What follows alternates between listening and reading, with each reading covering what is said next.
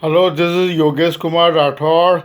I want to give you some information on American history. If interested, then listen.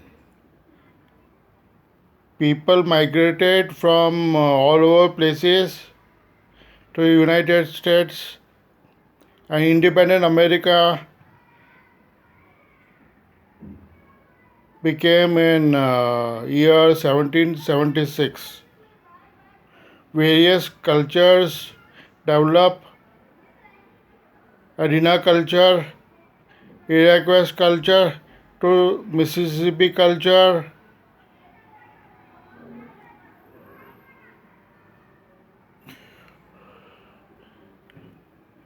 Christopher Columbus discovered it. Uh,